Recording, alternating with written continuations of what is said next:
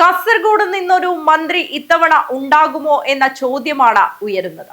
മഞ്ചേശ്വരം മണ്ഡലത്തിൽ നിന്നും വൻ ഭൂരിപക്ഷത്തിൽ വിജയിച്ച എ.കെ.എം. അഷ്റഫിനെ മന്ത്രിസ്ഥാനത്തേക്ക് മുസ്ലിം ലീഗ് നേതൃത്വം പരിഗണിക്കുന്നതായാണ് വിവരം. നിയമസഭാ തെരഞ്ഞെടുപ്പിൽ UDF-ന് 4 MLA-മാരെ നൽകിയ ജില്ലയ്ക്ക് ഒരു മന്ത്രിയെയും പ്രതീക്ഷിക്കാം. മഞ്ചേശ്വരം മണ്ഡലത്തിൽ നിന്നും മിന്നും വിജയം നേടിയ സിറ്റിംഗ് MLA എ.കെ.എം. അഷ്റഫിനെ മുസ്ലിം ലീഗ് നേതൃത്വം മന്ത്രിസ്ഥാനത്തേക്ക് പരിഗണിക്കുന്നതായാണ് വിവരം. ഏറ്റവും ഒടുവിൽ 1ാം പിണറായി സർക്കാരിൽ മന്ത്രിയായിരുന്ന ഇ ചന്ദ്രശേഖരനു ശേഷം കഴിഞ്ഞ 5 വർഷമായി ജില്ലയിൽ നിന്നൊരു മന്ത്രി ഇല്ലായിരുന്നു.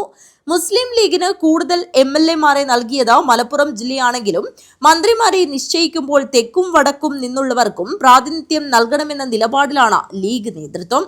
ഇതാണ് എ.കെ.എം. അഷ്റഫിന് അനുകൂലമാകുന്നത്.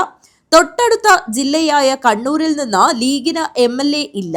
ഇതും അദ്ദേഹത്തിന് അനുകൂല ഘടകമാണ്.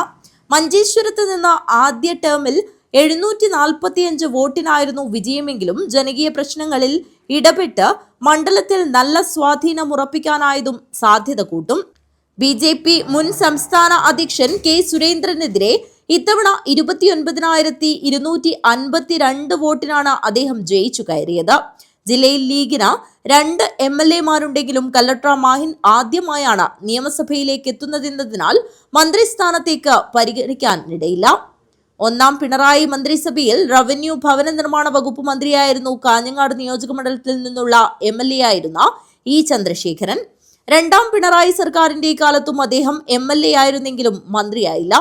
മുസ്ലിം ലീഗ് പ്രതിനിധികളായിരുന്ന 2 പേർ മുമ്പ് ജില്ലയിൽ നിന്ന് മന്ത്രിമാരായിട്ടുണ്ട്.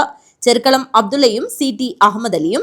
AK ആന്റണി മന്ത്രിസഭയിൽ തദ്ദേശ സ്വയംഭരണ മന്ത്രിയായിരുന്നു ചെർക്കളം അബ്ദുള്ള. മഞ്ചേശ്വരം മണ്ഡലത്തെയാണ് അദ്ദേഹം പ്രതിനിധീകരിച്ചിരുന്നത്.